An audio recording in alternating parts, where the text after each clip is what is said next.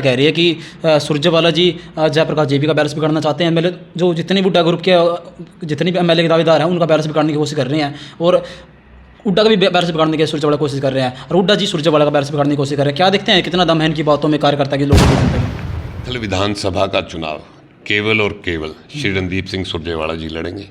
चुनाव में कन्फर्म कोरे कागज पे चाहे मिल जाए। वालों को दिग्गज नेता है, कैथल के जाने माने हैं और इसको हराने के लिए कौन सा ऐसा बीजेपी का ऐसा कौन सा लीडर है जो चुनाव हारा सकता है कोई ऐसा आपके हिसाब से बीजेपी में कोई? अभी जो कैथल के विधायक लीलाराम गुज्जर जी ने रणदीप सिंह सुरजेवाला को चुनाव हराया था, क्या देखते हैं इस बार मैंने कहीं कि कितनी मजबूत है चुनाव टिकट मिलती है बीजेपी से, तो क्या इस बार टक्कर दे पाएंगे आपके हिसाब से? क्या कितना निशान देखते हैं? बीजेपी के बंदे कह रहे हैं कि सुरजेवाला बुरे तरीके से हारेगा, जमान जब्त होगी, तो क्या कुछ उसके कितने का कमेंटमेंट समझते हो आप? ही नहीं है दोनों पार्टियों के पास आज के दिन। तो अगर आप अभय चौटाला जी बड़ी मेहनत कर रहे हैं, लेकिन 90 के 90 हलकों में आज के दिन तो उनके पास कैंडिडेट भी नहीं है। अच्छा, नहीं प्रधान जी तकड़े एक तक दिग्गज नेता बैठे उनके पास भी, तो ऐसी बात कर रहे हो आप? पद लेने के लिए लड़ाई मच रही है उनके आपस में, जंग हो रही है आपस में। 2024 से चुनाव है तो क्या कुछ एक्शन प्लान रहेंगे और कितने का सीट ले पाएंगे विधानसभा लोकसभा सीटें में आप, तो क्या कुछ देखते हैं सर कांग्रेस पार्टी? नमस्कार, आप देख रहे हैं कैथल लाइव टीवी। प्रधानमंत्री नरेंद्र मोदी 2014 और 2019 के चुनाव में मोदी जी की हवा थी और कांग्रेस पार्टी जितने भी एमएलए हैं उनकी बुरे तरीके से हार हुई थी और जमानत जब्त हुई थी बहुत सारे की।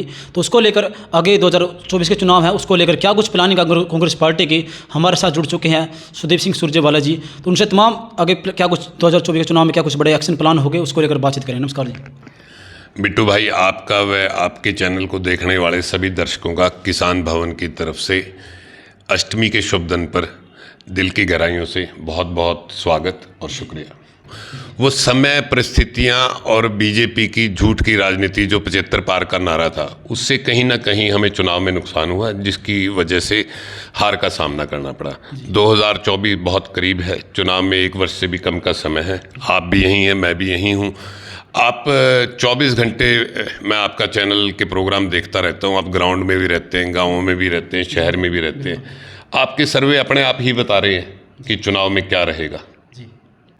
तो आप क्या देखते हो कांग्रेस पार्टी की टक्कर दे पाएगी बीजेपी, क्योंकि काफ़ी दिग्गज नेता हैं हरियाणा के अंदर, काफ़ी दिग्गज नेता हैं, टक्कर दे पाना कितना कहाँ तक समझते हैं आप? दिग्गज नेता आप किसको कह रहे हैं? जो मौजूदा मुख्यमंत्री हैं, ठीक है वो 2 बार मुख्यमंत्री बने हैं, लेकिन ग्राउंड में कहाँ उनका वर्क है? वो तो अचानक संघ से आए, बीजेपी की नरेंद्र मोदी जी का उन पर आशीर्वाद रहा, वो मुख्यमंत्री बन गए। बहुत अच्छी बात है, उनका सौभाग्य है। और बाकी अगर आप लीलाराम जी को या अन्य साथियों को रणदीप सिंह सुरजेवाला के सामने दिग्गज नेता मानते हैं, तो इस बात का तो मैं क्या जवाब दूंगा? क्योंकि अगर बात करें अशोक गुज्जर जी हैं और सुरेश गनौत जी हैं, अरुण श्राफ जी हैं, कैलाश भगत जी हैं, क्या देखते हैं टक्कर दे पाएंगे आपके हिसाब से? क्या देखते हैं कितना मजबूती समझते हैं आप? क्या चुनाव या सुरजेवाला पलट पाएंगे? अशोक गुज्जर जी कभी चुनाव नहीं लड़े हैं। कैलाश भगत जी 3 बार चुनाव हार चुके हैं। अरुण श्राफ जी मुझे नहीं लगता वो चुनाव लड़ने में इंटरेस्टेड भी हैं या कहीं मैदान में भी हैं। और चौथा नाम आपने सुरेश नौछ जी का लिया, 2009 में चुनाव लड़े थे, मेरे ख्याल से 13,500 हज़ार वोट आए थे।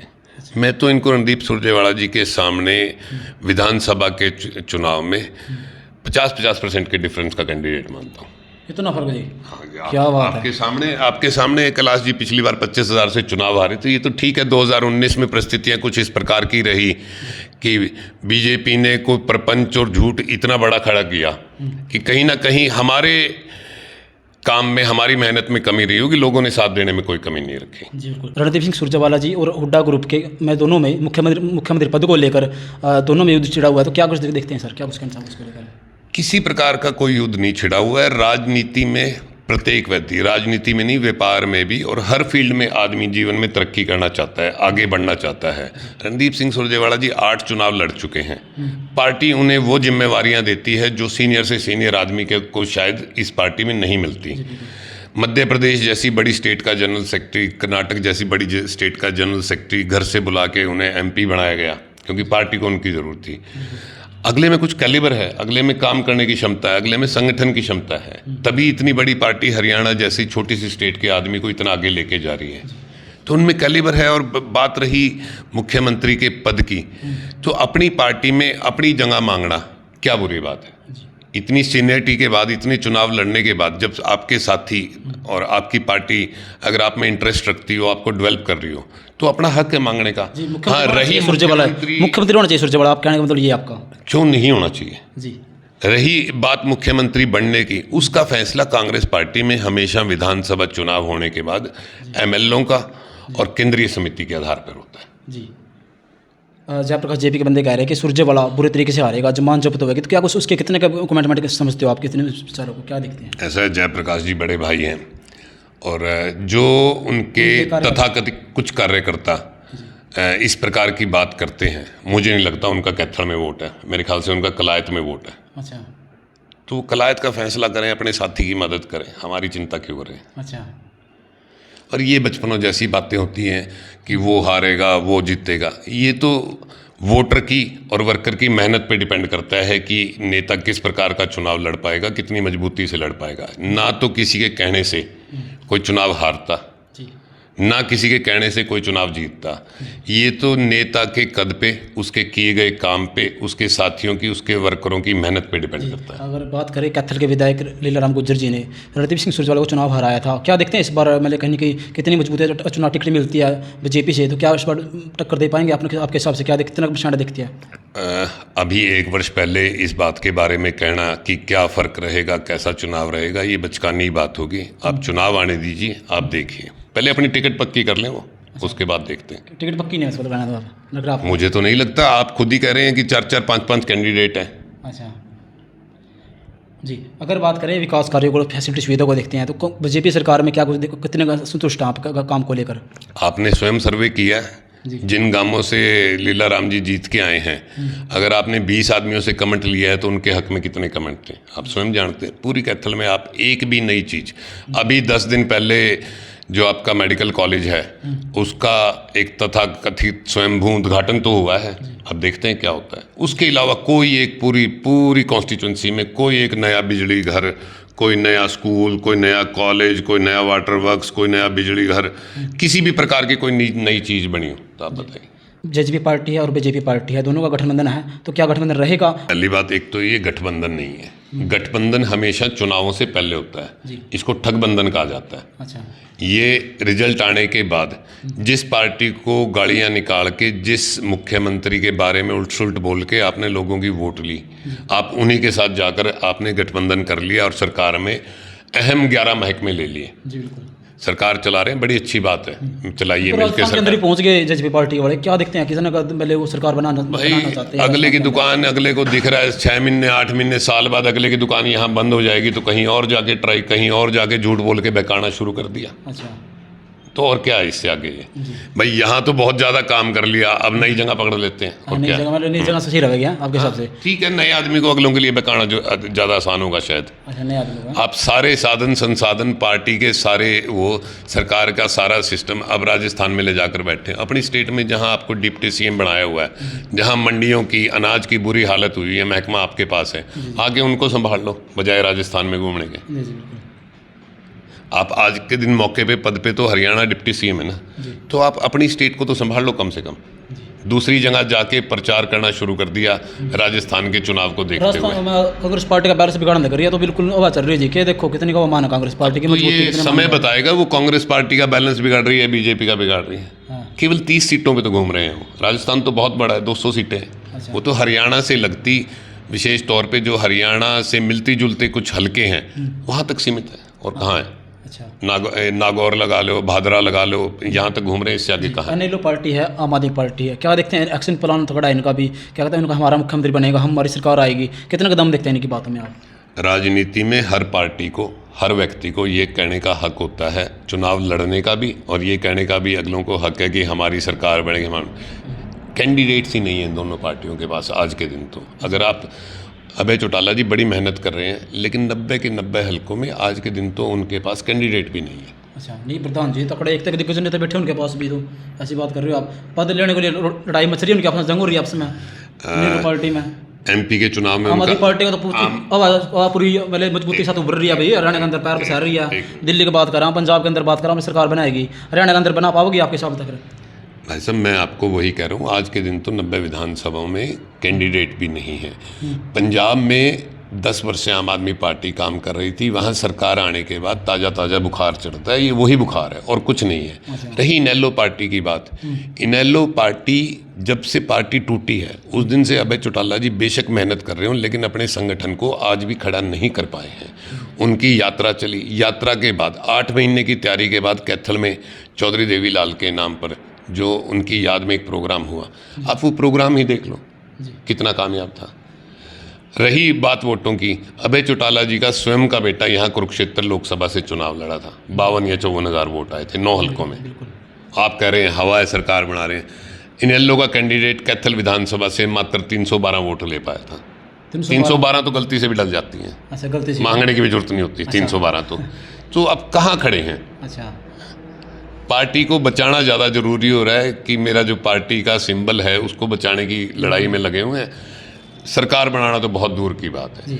मेरा तो सिर्फ यही कहना है, कांग्रेस पार्टी के सारे साथी, चाहे वो भूपेंद्र हुड्डा जी हों, किरण चौधरी जी हों, चाहे वो शैलजा जी हों, चाहे रणदीप सुरजेवाला जी हों, ये जो गुट बना हुआ है, ये बना हुआ है, ये सिर्फ एक विपक्ष के द्वारा या कुछ प्रेस के साथियों द्वारा कही बात है। कांग्रेस पार्टी के सभी साथी, सीनियर साथी भी, वर्कर भी मिलजुल कर चुनाव लड़ेंगे और आप देखेंगे उतना बहुमत लेकर आएंगे जितना कभी 2005 में आया था। आपको बताऊं, जो जनता कह रही है कि सुरजेवाला जी जयप्रकाश जेपी का बैलेंस बिगाड़ना चाहते हैं। एमएलए जो जितने भी हुड्डा ग्रुप के जितने भी एमएलए के दावेदार हैं उनका बैलेंस बिगाड़ने की कोशिश कर रहे हैं और हुड्डा का भी बैलेंस बिगाड़ने की सुरजेवाला कोशिश कर रहे हैं और हुड्डा जी सुरजेवाला का बैलेंस बिगाड़ने की कोशिश कर रहे हैं। क्या देखते हैं कितना दम है इनकी बातों में, कार्यकर्ता के, लोगों की, जनता की? क्या ये बात कभी रणदीप सुरजेवाला जी ने, जयप्रकाश जी ने या भूपेंद्र हुड्डा जी ने कही है? जी, क्या कही है कभी उन्होंने? क्या कभी इन सभी सीनियर वर्करों, भूपेंद्र हुड्डा जी चुनाव जीतते हैं या सुरजेवाला चुनाव जीतते हैं तो क्योंकि मुख्यमंत्री के दावेदार दोनों हैं तो उसमें तो जंग शुरू होगी। तो मैंने कहीं ना कहीं सिस्टम उसको लेकर कहीं मुख्यमंत्री ना बन पाए या उसको लेकर कहीं कहीं सिस्टम में क्या देखते हैं? जंग किस प्रकार की जंग शुरू होगी? मुझे तो आज तक ये बात समझ नहीं आई, जंग किस प्रकार की। उनका अपना इलाका है, अपने साथी है, वो भी कांग्रेस पार्टी के लिए काम कर रहे हैं, हम भी कांग्रेस पार्टी के लिए काम कर रहे हैं, शैलजा जी भी कांग्रेस पार्टी के लिए काम कर रही हैं। जो एमएलए जीत के आएंगे उन्होंने फैसला करना है। बाजार में बैठ के कुछ साथी जो राजनीतिक तौर पर शायद इतने मैच्योर भी नहीं होते, वो अगर इस प्रकार की बातें करते हैं तो उनका तो जवाब देना भी हमारे लिए उचित नहीं है। इस बात का फैसला तो चुनाव के बाद जीते हुए विधायकों ने करना है कि मुख्यमंत्री कौन बनेगा, या आला कमान ने, पार्टी की जो सेंट्रल कमेटी है उसने करना है। एक बहुत से लोग इस बात का प्रचार करते हैं कि जयप्रकाश जी ऐसे कर देंगे, रणदीप ऐसे कर देगा। क्या आज तक किया है ऐसा? या जयप्रकाश जी ने या रणदीप जी ने कभी एक दूसरे के बारे में कहीं कोई ऐसी बात करी हो, कोई क्लिप हो आपके पास, कोई कुछ हो, कभी मेरे मुंह से या कभी बड़े भाई श्री रणदीप सिंह सुरजेवाला जी के द्वारा इस प्रकार का कोई वो किया गया? ये तो कुछ लोगों की, कुछ विपक्ष के साथियों की बनाई गई बातें होती हैं आपस के संबंधों को खराब करने की। और हम राजनीति में इतने परिपक्व हो चुके हैं कि हमें इन बातों से कोई फर्क नहीं पड़ता। जयप्रकाश जी मुझे लगभग हफ्ते में 2 बार भी मिलते हैं, मेरे से बहुत सीनियर हैं, बड़े भाई हैं, तो हम ये नुकसान करना ही कुछ लोगों की सोची हुई बातें, कहीं भी ग्राउंड पे ऐसी बातें कहीं भी नहीं। रणदीप सिंह सुरजेवाला को दिग्गज नेता है, कैथल के जाने माने हैं, और इसको हराने के लिए कौन सा ऐसा बीजेपी का ऐसा कौन सा लीडर है जो चुनाव हरा सकता है कोई ऐसा आपके हिसाब से बीजेपी में कोई अभी मौजूदा? बिट्टू भाई, हमें बीजेपी का ना तो फैसला करना है, ना मेरे कहने से बीजेपी में टिकट मिलनी है।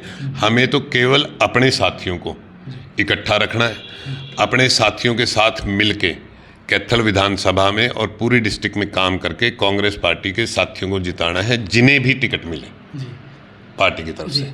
अगर बात करें, रणदीप सिंह सुरजेवाला जी हैं, भूपेंद्र सिंह हुड्डा जी हैं, दोनों में कहीं ना कहीं डिफेंस अब एक दूसरे के मेले कहीं इकट्ठे होते नजर आ रहे हैं। क्या बात है, क्यों नहीं इकट्ठे होते हैं? क्योंकि कार्यक्रम जितनी भी अलग अलग सभी दिखाई देते हैं, अपने अपने पोस्टर सभी के जो आपके सपोर्ट है उसके समर्थन दिखते हैं, उसके समर्थन उसमें दिखते हैं। तो क्या देखते हैं कहाँ तक सच्चाई है इसमें? आप हमारा कभी भी पोस्टर देखिए, ऊपर जहाँ सोनिया गांधी जी की, राहुल गांधी जी की फोटो होती है, वहाँ पे शैलजा जी की भी, भूपेंद्र सिंह हुड्डा जी की भी होती है, क्योंकि वो प्रतिपक्ष के नेता हैं, 2 बार के मुख्यमंत्री हैं। जब 10 साल सरकार रही, सरकार चलाने में अगर किसी ने सबसे ज़्यादा सहयोग किया है तो रणदीप सिंह सुरजेवाला जी ने किया है, चाहे वो पार्टी के नाते पे किया हो या एक मंत्री होने की नाते से किया हो या आपसी संबंधों के नाते से किया हो। आपको शायद याद होगा,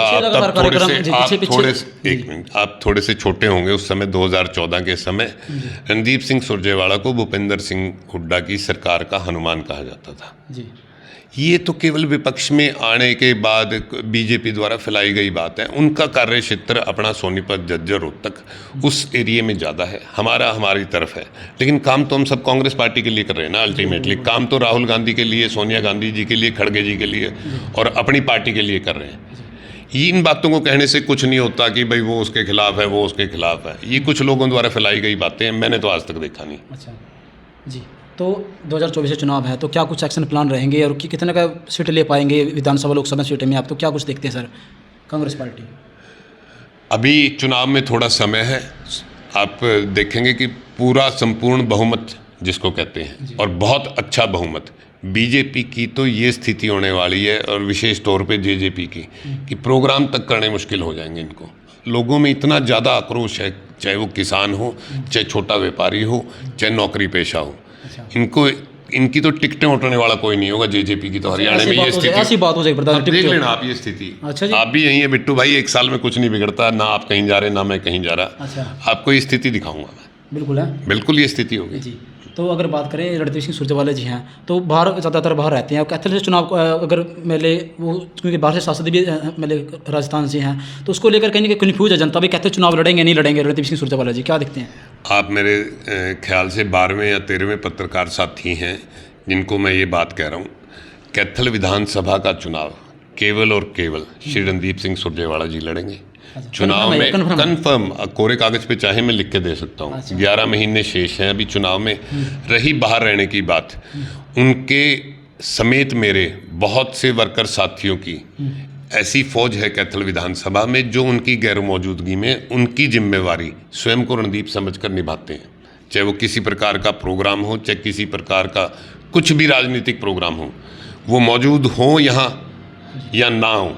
यहाँ बहुत से साथी हैं जो स्वयं को रणदीप समझ के अपनी जिम्मेवारी, उनकी जिम्मेवारी निभाते हैं। रही बात रहने की बात, जब आप जीवन में पार्टी के लिए, अपने घर के लिए, क्योंकि पार्टी माँ होती है अगर कोई समझे तो, उसके लिए काम करने के लिए पार्टी अगर आपकी कहीं जिम्मेवारी लगा रही है, तो ये तो कैथल विधानसभा के लिए और हम सभी साथी, वर्कर साथी जितने हैं, हमारे लिए गर्व की बात है कि उन्हें इतनी बड़ी बड़ी स्टेटों का, जहाँ पे 200, 250 सीटें, वहाँ का प्रभारी बनाया जाता है और वो अपनी कार्यकुशलता और संगठन की क्षमता से इतने अच्छे रिजल्ट लाते हैं। आपने कर्नाटक भी देखा और भगवान का आशीर्वाद रहेगा, आप थोड़े दिनों बाद मध्य प्रदेश का रिजल्ट भी देखना।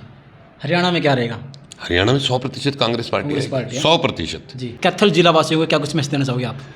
मैं कैथल जिले और कैथल विधानसभा के सभी साथियों को भाई रणदीप सिंह सुरजेवाला की तरफ से ये मैसेज देना चाहूँगा कि 2024 का चुनाव निकट है। आने वाले चुनाव में सभी साथी मिलकर भाई रणदीप सिंह सुरजेवाला जी का साथ दें और अपनी विधानसभा को हरियाणा में सबसे बेहतरीन और सबसे तरक्की पसंद विधानसभा बनाकर आगे लेकर चलें। जी, ये थे वे सुरदीप सिंह सुरजेवाला जी हमारे साथ। इनसे तमाम बड़े राजनीतिक हालात को लेकर, राजनीतिक पार्टियों को लेकर इनसे बातचीत करी, क्योंकि बीजेपी है, जेजेपी है, आम आदमी पार्टी, एनएलओ पार्टी है, काफ़ी राजनीतिक पार्टियां हैं, उसको लेकर बातचीत करी है उन्होंने इनसे, सुरदीप सिंह सुरजेवाला से। इन्होंने अपने तरीके से जो भी नहीं बात कही, कितने कदम है इनकी बातों में, क्या देखते हैं, और 2024 के चुनाव में विधानसभा, लोकसभा किस पार्टी की सरकार होगी हरियाणा के अंदर, किस पार्टी की जीत होगी और कितने का मजबूत है कांग्रेस को लेकर, आप क्या कुछ कहना चाहेंगे? अपनी कमेंट करके राय जरूर रखें। तो कैथल जिले की छोटी बड़ी खबरों को देखने के लिए आप हमारे चैनल को फॉलो जरूर कर लें। धन्यवाद। जय हिंद भारत।